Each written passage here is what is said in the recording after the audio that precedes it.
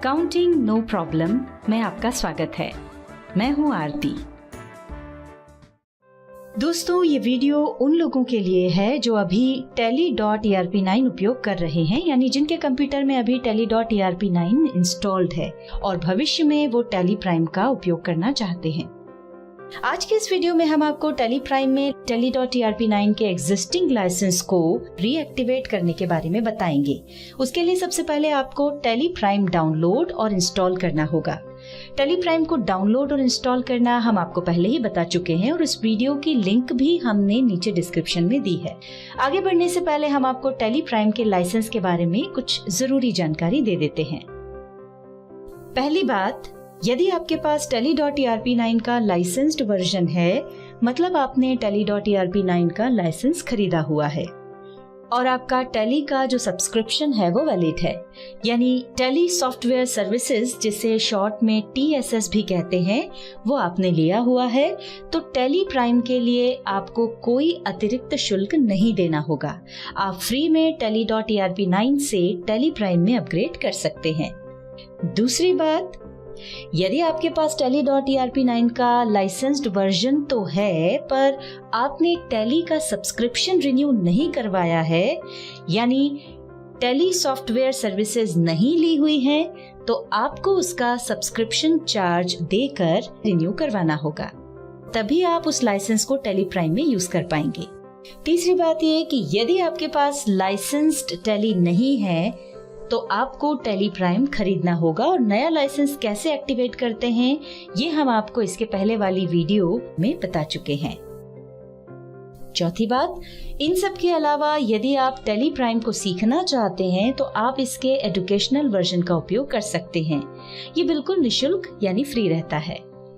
चलिए अब शुरू करते हैं आज का अध्याय। हमारे पास tally.erp9 सिल्वर लाइसेंस पहले से ही था और अभी हमने उसका TSS भी रिन्यू करवा लिया है। आइए अब देखते हैं कि tally.erp9 के एग्जिस्टिंग लाइसेंस को टैली प्राइम में कैसे रीएक्टिवेट करते हैं।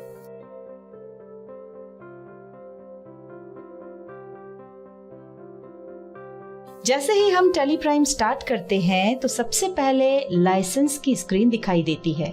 यहाँ पर आपको लाइसेंस से संबंधित 4 ऑप्शंस दिखाई देते हैं। पहला है कंटिन्यू इन एजुकेशनल मोड। यदि आप टैली प्राइम खरीदने से पहले इसे ट्राई करना चाहते हैं या फिर इस प्रोडक्ट का उपयोग कैसे करें ये सीखना चाहते हैं, तो आप इसके एजुकेशनल वर्जन का निःशुल्क यानी फ्री उपयोग कर सकते हैं। यहाँ पर एक बात का ध्यान रखें कि इसमें टैली प्राइम की सारी सुविधाएं तो मिलती हैं, पर इसमें काम केवल 3 ही तारीखों में कर सकते हैं, और वो है 1, 2 और 31।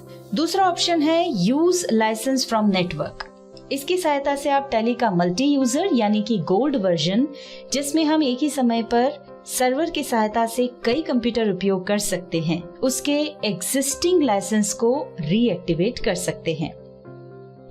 तीसरा ऑप्शन है रीएक्टिवेट एग्जिस्टिंग लाइसेंस।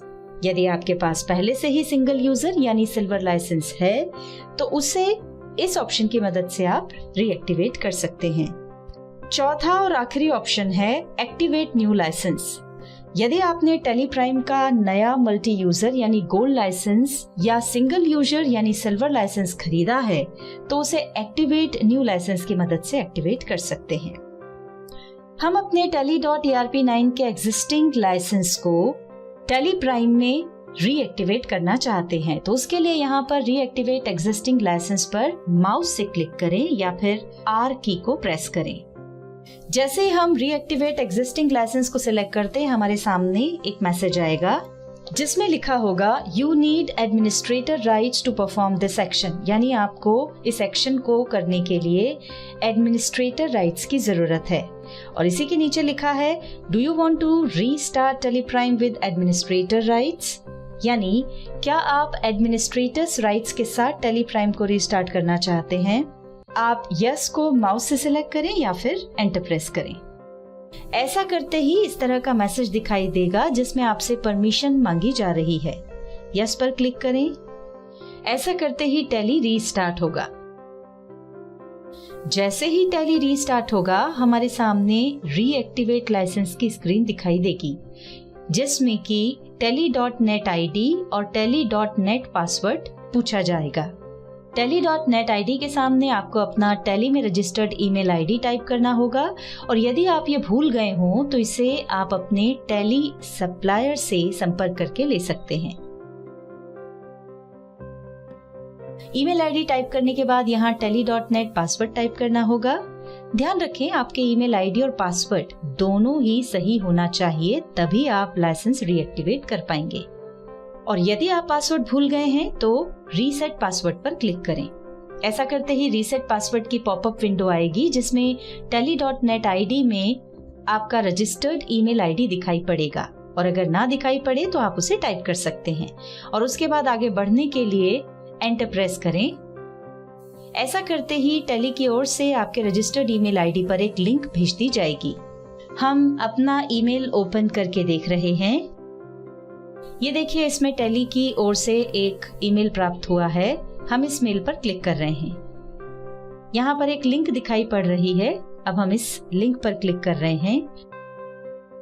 लिंक पर क्लिक करते ही रीसेट माय पासवर्ड वाली विंडो ओपन हो गई है जिसमें ऊपर हमारा tally.net ID दिखाई दे रहा है और उसके नीचे न्यू पासवर्ड वाला ब्लैंक फील्ड दिखाई दे रहा है।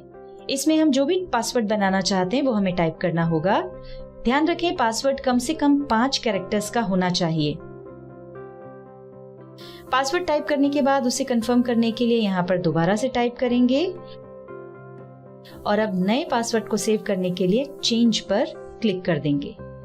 क्लिक करते ही एक पॉपअप आया है जिसमें पूछा जा रहा है आर यू श्योर, मतलब क्या आप निश्चित हैं। आगे बढ़ने के लिए हम ओके पर क्लिक कर रहे हैं। ऐसा करते ही पासवर्ड रीसेट हो गया है। चलिए अब हम वापस टैली पर चलते हैं और यहाँ पर अब अपना नया पासवर्ड टाइप कर देते हैं। अब एंटर प्रेस करेंगे। ऐसा करते ही लाइसेंस को सरेंडर और रीएक्टिवेट करने के लिए मैसेज आ जाएगा। यस के लिए एंटर प्रेस करें या माउस से यस पर क्लिक करें। हम इसको रीएक्टिवेट करना चाहते हैं इसलिए यस पर क्लिक करेंगे।